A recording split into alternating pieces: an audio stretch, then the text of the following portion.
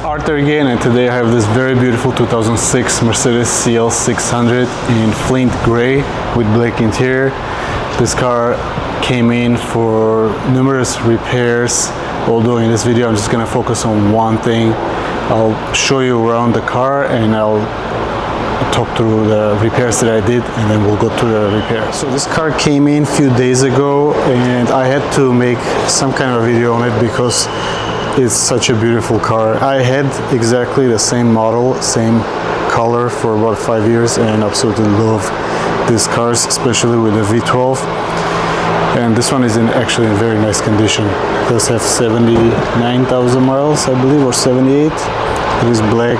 These have full Napa leather interior compared to like 500s or 55s. These have much nicer leather on the dash as well as on the seats. Overall in very good shape, the car. So of course doors work, which is a rarity on these. It does have a newer style 65 exhaust. I would like just a 65 or a 55 exhaust. I think would fit this car a little bit better, but a lot of people used to do this kind of exhaust tips on these, and I think a lot of people like them. It does have OZ wheels on it, OZ racing wheels, 19-inch. Beautiful car. I love this color. It looks so much more interesting than the black ones or silver ones. Alright, let me show you under the hood. Okay, as you can see, this is the huge V12 5.5 liter twin turbo, 493 horsepower, 600 engine. And when this car came in, it had a slightly low ABC pressure. That's what it got diagnosed with somewhere else. And I did have the pump rebuilt. I reinstalled it. Now the pressure is in a normal range above 190. The pump is not available to buy from Mercedes-Benz anymore, so the only ways you can do is either buy a used one, rebuild it, or buy a rebuilt one, which I've had pretty bad experience with them. So I found that rebuilding was probably the only way to do it at this point, unless you can find a new old stock. I also replaced one of the lines that goes from the pump down on the side of the engine. It's like a 3-piece lines, as it was leaking a little bit. Replaced that before it failed. Replaced 2 idler pulleys up front, belt. I did do ABC fluid service. It was pretty dirty. I replaced the filter as well. Then I noticed that it also had an oil leak, which we're going to address this time, and I believe it's quite an overlooked item. It's kind of it's not a very difficult repair. Is this PCV valve over here. It tends to leak down from here, from the bottom. I cleaned up on this car already when I was doing the other work on it, but under there was pretty good amount of oil, and this oil can leak onto the belt, onto the ABC pump, onto your AC compressor, and cause all kinds of issues. So this is a pretty easy and cheap fix to repair this issue. This valve is sold through Mercedes. It's around $100 or so. I'll show it to you right now, and then I'll go ahead and start removing it, see how it goes. So this is a part number for the PCV valve. I was actually a little bit surprised that it's still available through Mercedes, which I'm glad it is. It does have a gasket here. This is what basically leaks. The gasket is not available separately, so you'll have to buy the unit completely. However, these have a membrane inside where you can see the blue membrane. Not sure if you can see it or not.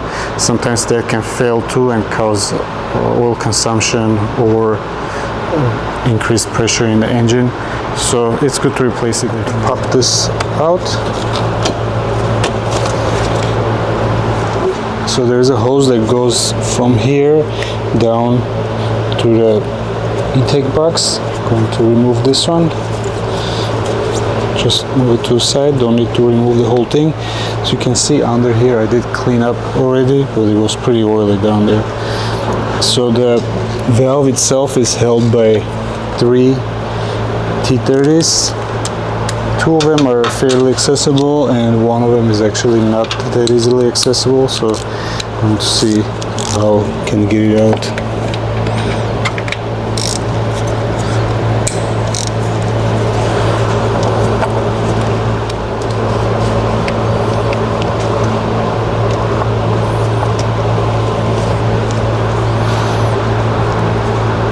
One is out. The next one is right under here. You can touch it with your hand. Try to reach.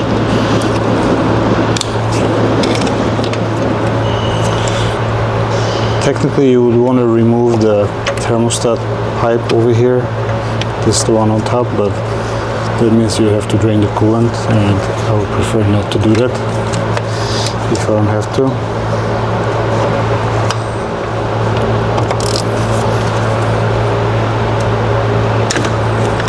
There we go. So it's very tight. Probably never been off, so it feels really tight.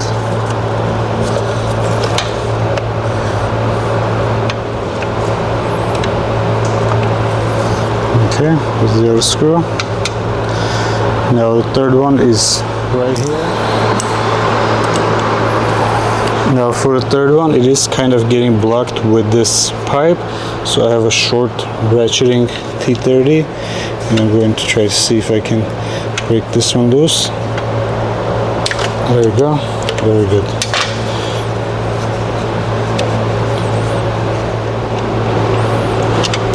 Almost. Then next I'm going to remove this pipe right here.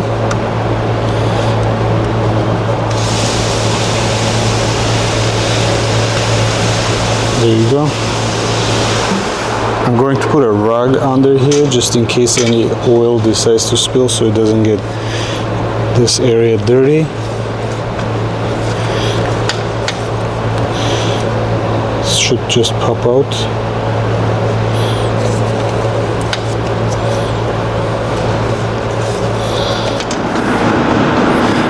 Well, that didn't go as well as I thought it was gonna go.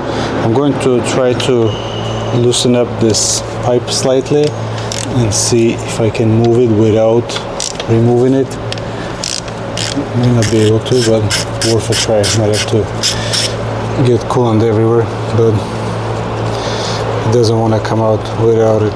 I thought it might sneak out, might be able to sneak it out, but no. Let's see if I can rotate it slightly without breaking the seal.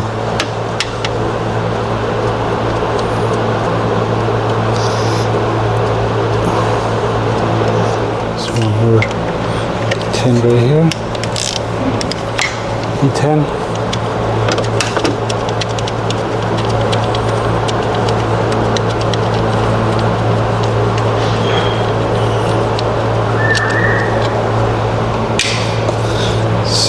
There you go. There you go. Okay. So I was able to move this back enough to pull this out without actually disturbing the coolant at all. That worked out pretty well. So I'm going to clean this area up and put the new PCV valve on.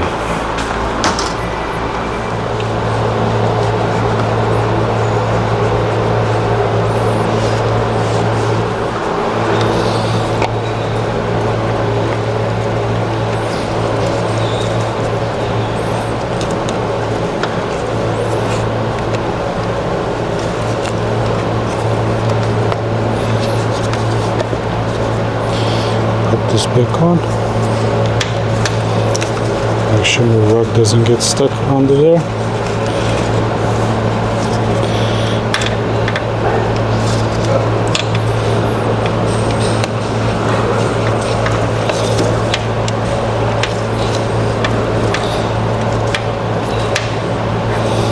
Okay, now I can put these screws back on, then the thermostat pipe, this one will give me a little bit more room to work the tool over here.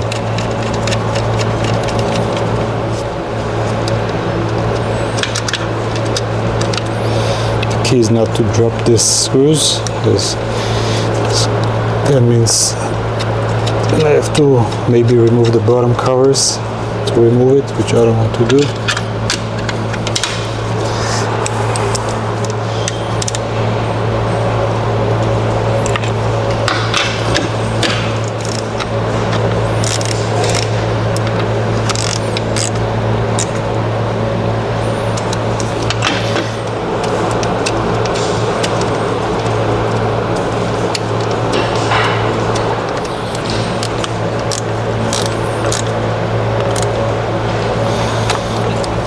Okay, the PCV is secured. Next, I'm going to put these bolts back in.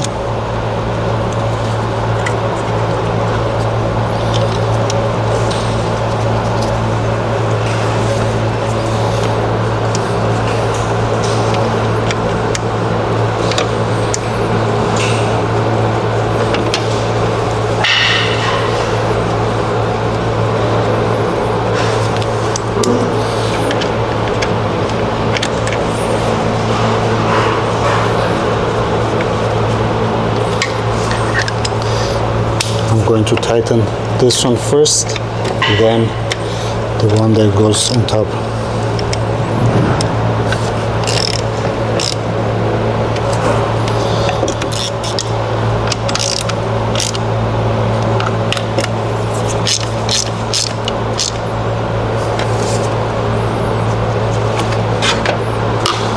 Just going to connect this hose back into place.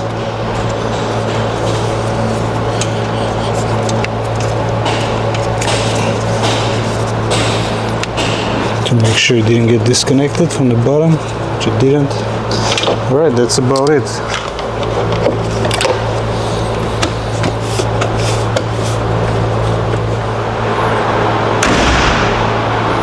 Alright, hopefully this video was helpful to you. It was kind of a short video, but I didn't see any information really on this issue, on these engines. Overall, there's not really too many videos or not too much information on these engines and the 65 engines. So whenever I come by one of these, I try to put some kind of information out that will be helpful to the community. Please comment, like and subscribe. There are more videos to come.